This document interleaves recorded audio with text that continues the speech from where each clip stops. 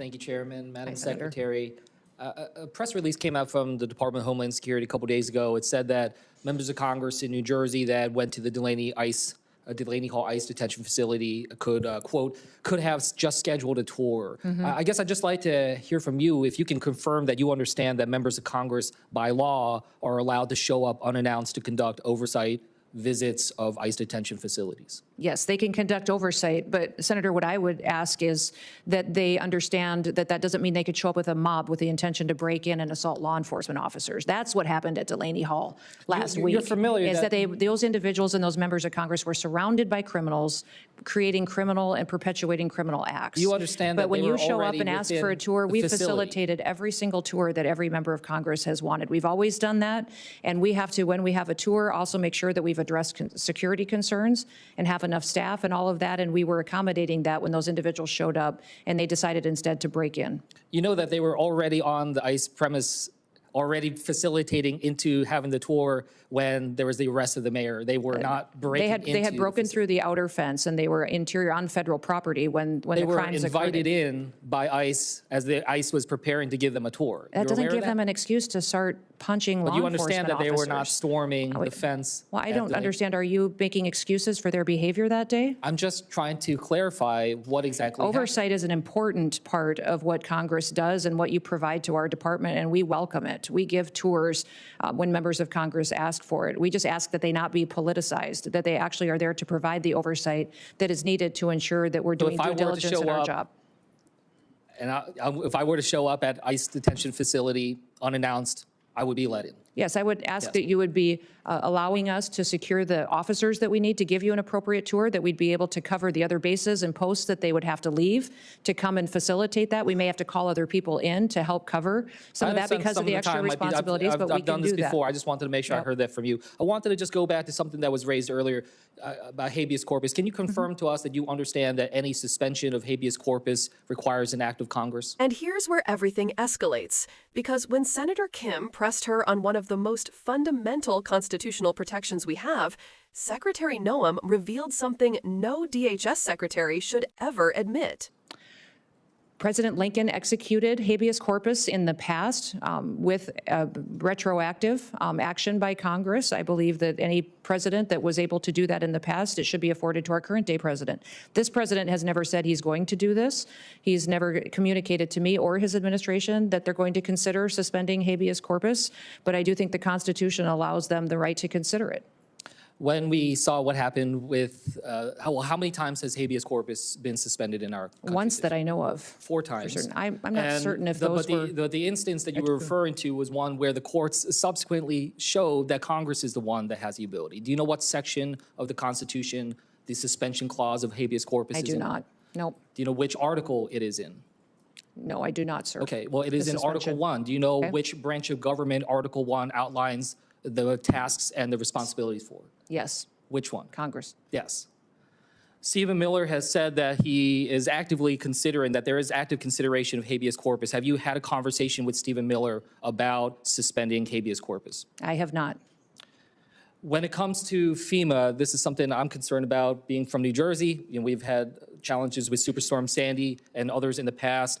I was alarmed when I saw some reports that the acting head, Richardson, said last Thursday that he's about 80 to 85% done with the hurricane season plan, given that we are just days away from hurricane season beginning. I just wanted to ask you, is he done with his hurricane preparedness plan? He is working diligently with the employees at FEMA and are prepared for hurricane season. What you referenced... Have you seen this plan? Have you seen this plan? Is he... Yes, I've been actively engaged in hurricane response and preparation. We're pre-staging people, pre-staging equipment. We're making sure that we have tabletop exercise we're running through with all of our regions on what their response will be. It's been very extensive how we've laid out this plan. And will you be able to share that plan with this committee?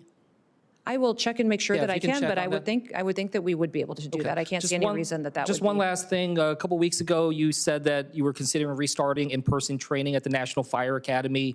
I just wanted to ask if you're prepared to tell this committee that that you are moving forward with restarting in-person trainings. Yes, the plan is to do that again. So that has been approved to restart? Yes, it has been. Okay, thank you. And with that, I yield back. What unfolded in this exchange between Senator Andy Kim and DHS Secretary Kristi Noem was not not just a disagreement over a single event at a New Jersey ICE detention facility.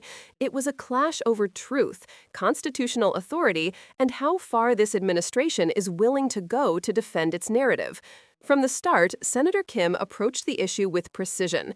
Members of Congress are legally entitled to conduct unannounced oversight visits to ICE facilities. That's not a loophole. That's not a courtesy. It is the law, one of the few tools Congress has to ensure accountability inside agencies where transparency is often limited. But rather than acknowledging that straightforward fact, Secretary Noem pivoted immediately into political theater, framing the visit as a mob attempting to break in. This wasn't a description grounded in reality. It was a deliberate reframing meant to paint Democratic lawmakers as violent agitators rather than lawmakers fulfilling their constitutional oversight duties. This is a tactic we've seen repeatedly turn legitimate oversight into the appearance of lawlessness, especially when the administration doesn't want the public to see what's happening inside detention centers. Senator Kim pushed back firmly, reminding her that the lawmakers were already inside the ICE perimeter, had been receiving coordination from ICE officials, and were preparing for a tour. No fence was stormed, no forcible breach occurred, and yet Noem refused to budge from the narrative, because the narrative, not the facts, is what politically benefits her. But this hearing became even more alarming when the topic shifted to the suspension of habeas corpus, one of the most foundational protections in the Constitution, guarding citizens against unlawful imprisonment. Secretary Noem admitted she could not identify the constitutional clause, the article it appears in, or which branch has authority over it. Yet she still suggested that a modern president should have the ability to suspend habeas corpus the way Lincoln did, ignoring that Lincoln's move was not only historically exceptional, it was contested and ultimately clarified by the courts as Congress's domain. This lack of constitutional grounding from the head of the Department of Homeland Security, a department whose authority intersects directly with people's freedom, detention, and due process, is shocking. It underscores exactly why oversight is not optional, it's mandatory. Kim then pivoted to FEMA and emergency preparedness, raising critical concerns for states like New Jersey that have lived through disasters such as Superstorm Sandy. Once again, the administration's public messaging didn't quite line up with reality, reports suggesting FEMA's leadership was only 80 to 85% finished preparing for hurricane season, days before it began. Kim pressed hard for proof, for plans, for transparency, not political spin. Even at the end, when the topic turned to in-person training at the National Fire Academy, Kim made it clear he was focused on governance, readiness, and public safety, not partisan games. This hearing exposed a deep divide, Democrats pushing for oversight, constitutional literacy, and truth, and an administration that continues to meet those responsibilities with deflection, politicization, and revisionist narratives. If anything, Senator Kim showed exactly why congressional oversight matters, because when an administration tries to blur legal lines, distort public events, or shrug off constitutional constraints, someone has to hold the guardrail. Someone has to insist on facts. Someone has to remind officials of the powers they actually have and the ones they absolutely do not. And that's exactly what happened here.